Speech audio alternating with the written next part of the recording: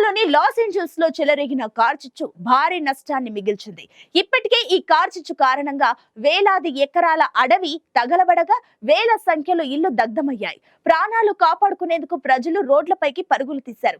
అయితే ఈ ప్రమాదానికి కారణం న్యూ ఇయర్ వేడుకలేనని అనుమానాలు వ్యక్తమవుతున్నాయి. న్యూ ఇయర్ సందర్భంగా కాల్చిన బాణాసంచా వల్లే ఈ కార్చిచ్చు చెలరేగిందని అధికారులు ప్రాథమికంగా అంచనా వేస్తున్నారు.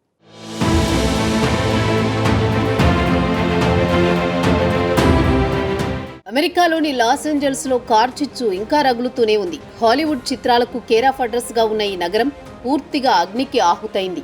వేలాది ఇళ్లు తగలబడగా పదుల సంఖ్యలో ప్రజలు ప్రాణాలు కోల్పోయారు.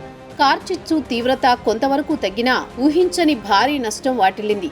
కొన్ని ప్రాంతాల్లో మంటలను అధికారులు అదుపులోకి తీసుకువచ్చినా పాలిషేడ్స్, ఎటోన్ వంటి ప్రాంతాల్లో పెద్ద ఎత్తున వ్యాపించిన అగ్నికీలలను అదుపు చేయడంలో అధికారులు సవాళ్లను ఎదుర్కొంటున్నారు. అయితే ఒక్కసారిగా ఎమర్జెన్సీ విధించేలా కార్చిచ్చు రేగడానికి కారణాలపై అధికారులు విచారణ చేపట్టారు. అయితే దీనికి కారణం న్యూ ఇయర్ వేడుకలేనని అధికారులు అనుమానం వ్యక్తం చేస్తున్నారు.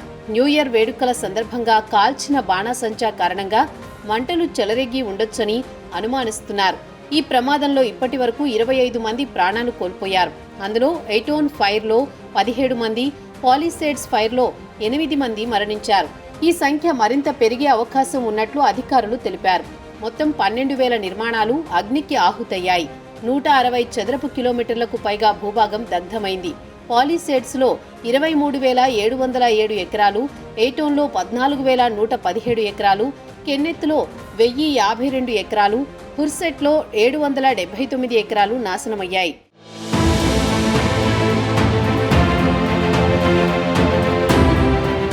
భారీగా ఎగిసిపడుతున్న మంటలను నియంత్రించడానికి ఫోర్స్ చెక్ అనే రసాయన మిశ్రమాన్ని 9 విమానాలు, 20 హెలికాప్టర్ల సాయంతో విసరడం ప్రారంభించారు. ఈ మిశ్రమం పింక్ రంగులో ఉండి మొక్కల మీద పడినప్పుడు ఆక్సిజన్ ప్రవాహాన్ని అడ్డుకొని మంటలను తగ్గిస్తుంది. పాలిసేడ్స్ కార్చిచ్చు నూతన సంవత్సర వేడుకల సందర్భంగా కాల్చిన బాణాసంచా వల్లే ప్రారంభమైనట్లు అనుమానిస్తున్నారు. బాణాసంచా రాకెట్ల నిప్పులు అడవిలోని మొక్కలకు అంటుకొని తద్వారా ఆ నిప్పు కార్చిచ్చుగా మారిందని అధికారులు భావిస్తున్నారు. ఆ మంటలను అదుపు చేసినా అక్కడి నుంచి వచ్చిన నిప్పుకు గాలులు తోడవడంతో కార్చిచ్చు నగరానికి వ్యాపించిందని చెబుతున్నారు. లాస్ ఏంజల్స్ అగ్నిమాపక కార్యకలాపాలకు ప్రైవేటు డ్రోన్లు పెద్ద తలనొప్పిగా మారాయి. ఇటీవల సూపర్ స్కూపర్ అనే అగ్నిమాపక విమానాన్ని ఒక డ్రోన్ ఢీకొనడంతో విమానం దెబ్బతింది. దీంతో మంటలను అదుపు చేయడంలో జాప్యం జరుగుతోంది. డ్రోన్ ఆపరేటర్ను గుర్తించేందుకు FBI అధికారులు గాలింపు చర్యలు చేపట్టారు. పాలిసేడ్స్ సహా వివిధ ప్రాంతాల్లో ఇళ్లను ఖాళీ చేసిన సందర్భంగా దొంగలు తమ పని ప్రారంభించారు. ఖాళీ చేసిన ఇళ్లలోకి చొరబడుతున్న దొంగలు ఆ ఇంటిని లూటీ చేస్తున్నారు. ఇప్పటి వరకు దొంగతనాలు చేసిన 29 మందిని అరెస్ట్ చేశారు. వీరిలో ఒకరు అగ్నిమాపక సిబ్బంది దుస్తుల్లో సంచరించినట్లు గుర్తించారు. ఖాళీ ఇళ్లను కాపాడేందుకు స్థానిక అధికారులు 400 మంది నేషనల్ గార్డ్స్ను నియమించారు.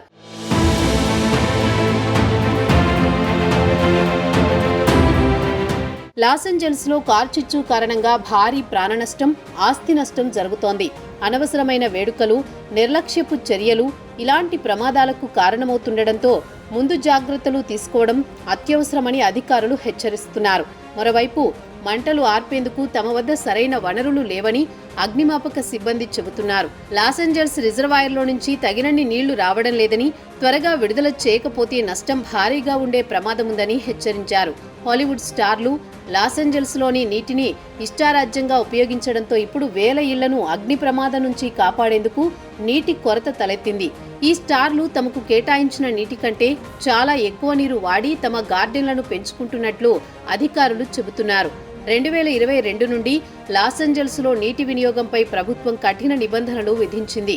ఇప్పుడు వారు తమ తోటలకు నీరు ఇవ్వాలంటే వారానికి 2 సార్లు, ఒక్కోసారి 8 నిమిషాలు మాత్రమే నీరు వాడుకోవాల్సి ఉంటుంది.